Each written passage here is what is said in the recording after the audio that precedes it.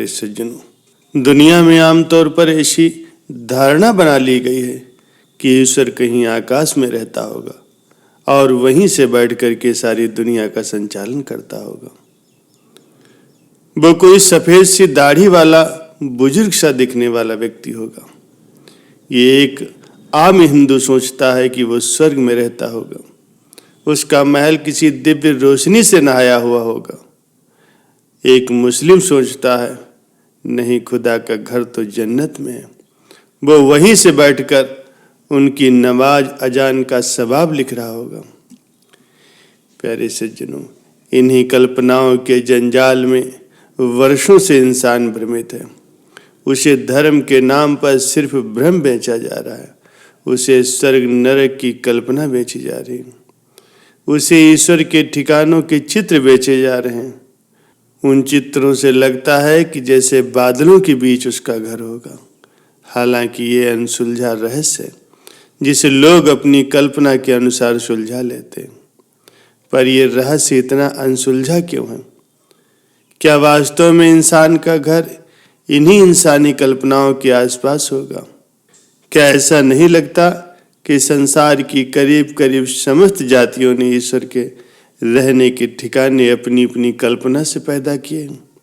प्यारे सज्जनों, इस रहस्य को सुलझाने के लिए हमें सबसे पहले ईश्वर को समझना होगा कि कैसे ये विशाल ब्रह्मांड अपने आप चल रहा है, बिना किसी एक्सीडेंट के। अरबों खरबों चमकते तारे हैं, सब चलायमान हैं।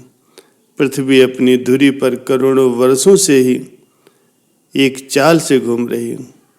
मौसम अपने आप समय पर बदल रहे हैं। विशाल सागर अपनी लहरों से लगातार किनारे को छू रहे हैं। क्या आपको लगता है इतना बड़ा ब्रह्मांड कैसे बिना किसी नियंत्रणकर्ता के चल रहा है? सभी चीजें अच्छे ढंग से चल रही हैं और ये सब अनादिकाल से चला रहा है।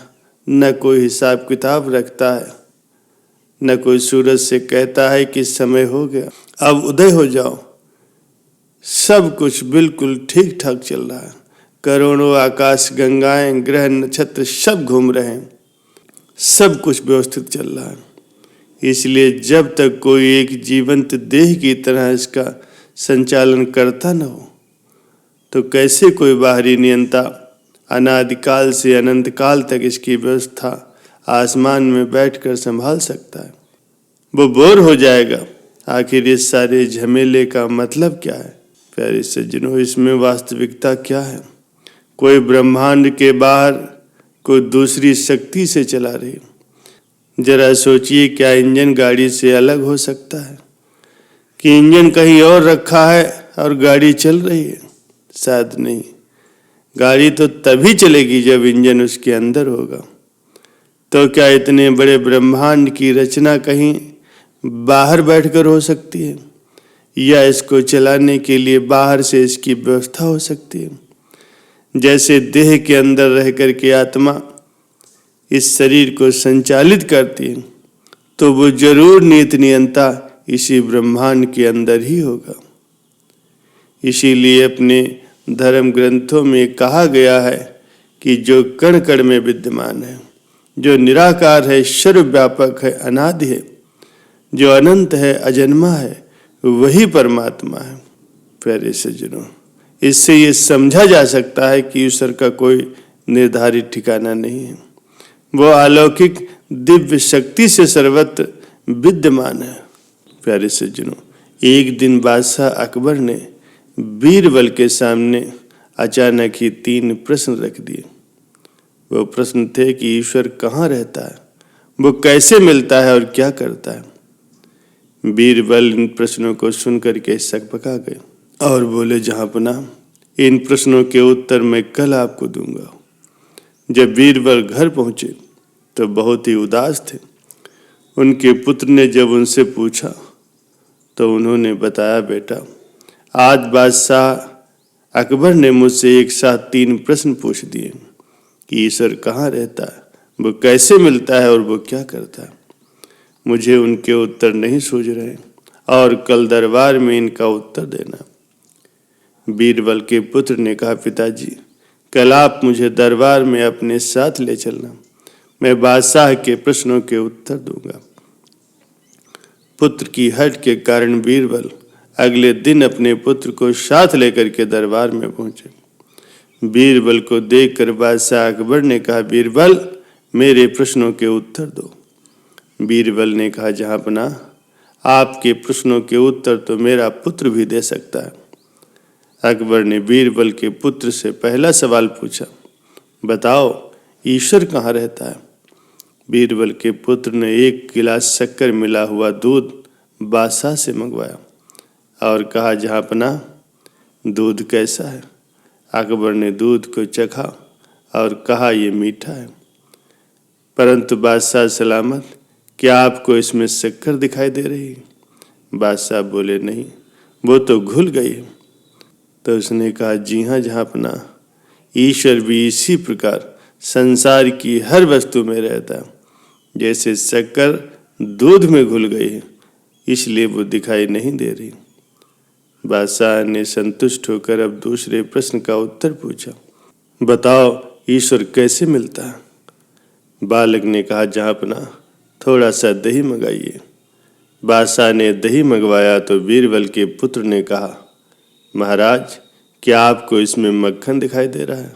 बादशाह ने कहा, मक्खन तो दही में है, लेकिन वो उसको मथने पर ही दिखाई देगा। बालक ने कहा, जहांपनाह मंथन करने पर ही ईश्वर के दर्शन हो सकते हैं। बादशाह ने वो संतुष्ट होकर के अब अंतिम प्रश्न का उत्तर पूछा कि बताओ ईश्वर क्या करता है। बीरबल के पुत्र ने कहा, महाराज इसके लिए आपको मुझे अपना गुरु स्वीकार करना पड़ेगा। अकबर बोले, ठीक है, तुम गुरु और मैं तुम्हारा शिष्य। अब बालक ने कहा, जहांपनाह गुरु तो ऊंचे आसन पर बैठता है और शिष्य नीचे। अकबर ने बालक के लिए सिंहासन खाली कर दिया और स्वयं नीचे बैठ गया। अब बालक ने सिंहासन पर बैठ कर कहा, महाराज आपके अंतिम प्रश्न का उत्तर तो यही है। अकबर बोले, क्या मतलब, मैं कुछ समझा नहीं। बालक ने कहा, महाराज ईश्वर यही करता है, वो पल भर में राजा को रंक बना देता है और रंग को सम्राट बना देता है। प्यारे से ईश्वर को खोजने के लिए कहीं बाहर जाने की जरूरत नहीं है, क्योंकि वो तो सबके अंदर बसता है, और जो सबके अंदर हो, सबके साथ हो, फिर उसे कहीं बाहर क्यों खोजा जाए।